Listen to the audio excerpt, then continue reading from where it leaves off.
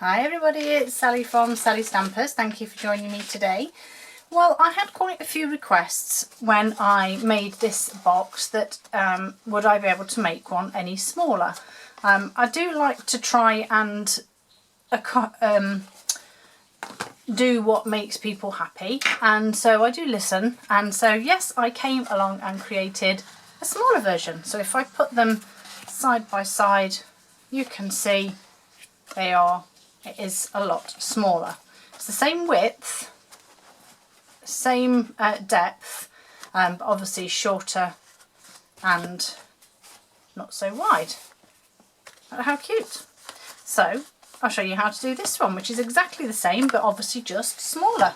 So excuse me, we're going to start off with a piece of cardstock that is 9 by 8 1/4, and that will be 22.5 by 21.5.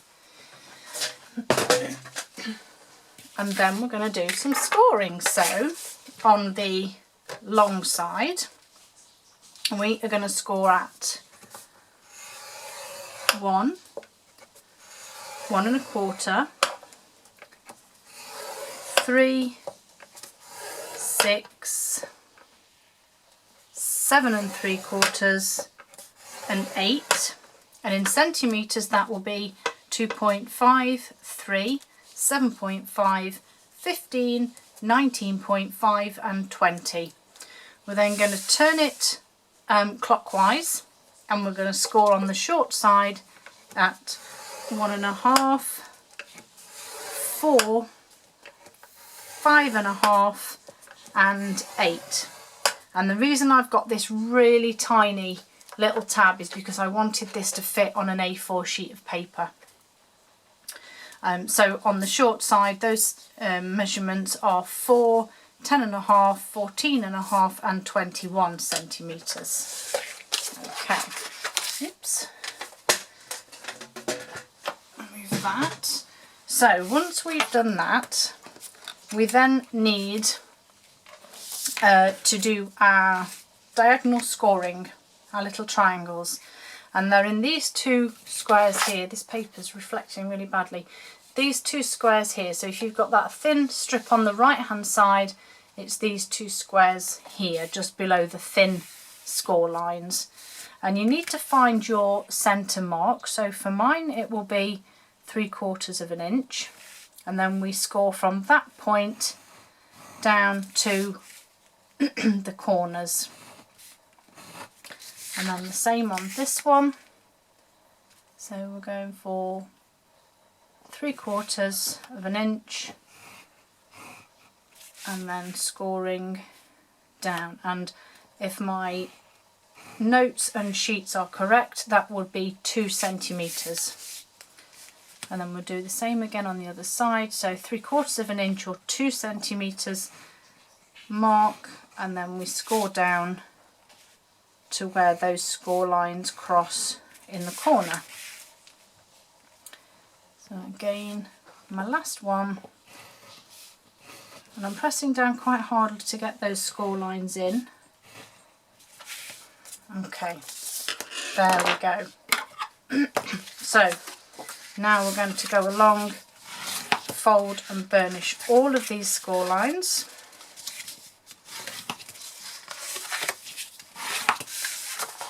And this is Poppy Parade that I'm using, and I've gone with the Painted Poppies DSP, or Peaceful Poppies DSP for this one. But obviously you can use whichever DSP you have to hand. And then this really tiny one here. Okay, now we need to do some cutting. So I'm going to start with this thin strip on the right hand side, and we're going to cut down to the second score line and cut it away. Then we're going to move across to the next vertical score line, and again we're going to cut down past that first score line to the second, and then we're going to cut all of that away. So I'm going all the way along that second score line over the tops of those triangles that I've just scored by hand. So we're left with that, and I'm going to do exactly the same up this end. So the thin strip down to the second, put it away, and then the next vertical down to the second, and then again we're going to cut all the way across here.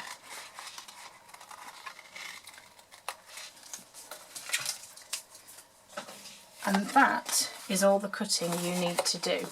So again, there's your thin strip. My next stage is my detailed trio punch, because I want to round the corners on these, and if you remember, we did this before. Makes life a lot easier for tucking those lids in. So I'll just do both ends. Done. So that's that bit done. Okay, so now I want to add my DSP while my box is flat, and as you know, we have varying different sizes and pieces, so just get them here.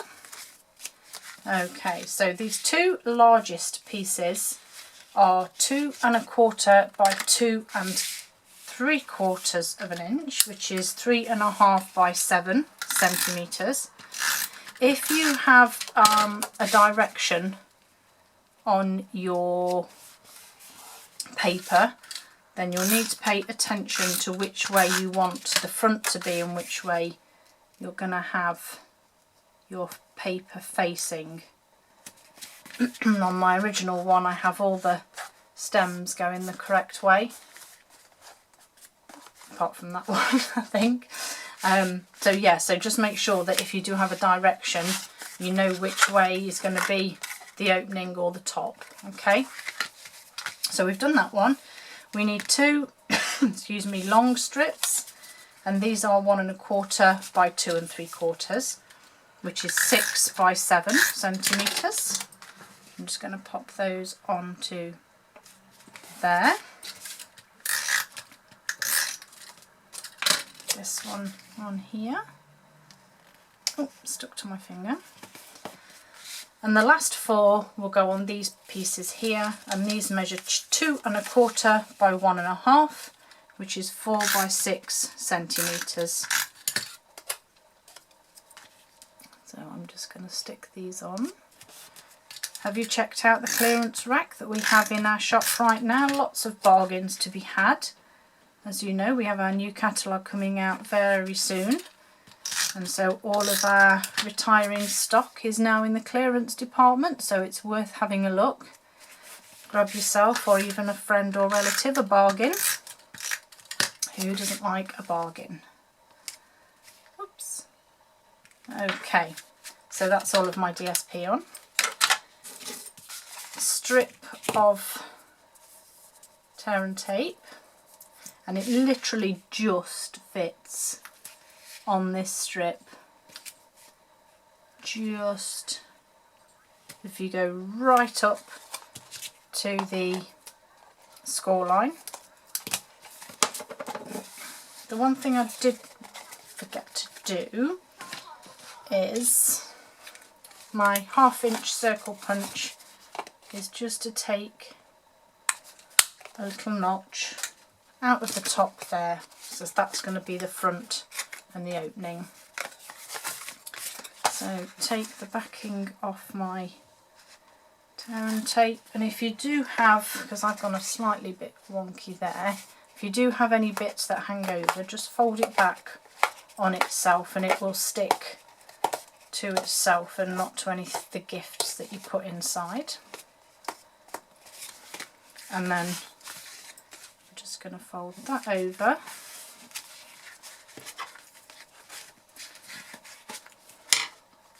And the simplest part now, we're going to use our fingers just to push those score lines that we made in, and then pop the lid in. Just needs a little bit of encouragement. Just give it some encouragement. Come on, in you go. There we go. And that does actually stay shut really securely. And then again, we're just going to push our fingers in there and fold that in too. That one's gone in a little easier. And there it is, our little miniature double faceted box. And I'm just going to decorate this, so I have some scrap Whisper White here. I'm using the Peaceful Moments stamp set and my thank you stamp. And then I also used painted poppies because I wanted this sort of splatter effect, so I'm going to use the larger one just there. And then I just need to grab my Old Olive and my Poppy Parade ink. And so I need to stamp my thank you in Poppy Parade, and then my splodges, if you like, are in Old Olive. Oops, that's a bit dark. I think I should have stamped off first. Never mind, just clean those. And then I wanted to use the actual poppy to give my splodges some meaning. So I'm going to have to go with the stamped one there and stamped off one that side. It's a little bit odd, but never mind. And then last but not least, these beautiful painted label dies. And I have this one that I'm going to use just to cut out that image. So I'm just going to grab my die cutting machine and just pop this in. And as you can see, it doesn't take all of the poppy and the splodges, it literally just takes out that sentiment that I need. I'm getting a bit nervous with my desk because for some reason it started wobbling. That's never a good sign, is it? So there's my sentiment, and then my box, some dimensionals on the back, and then this can sit. I actually put mine at a bit of an angle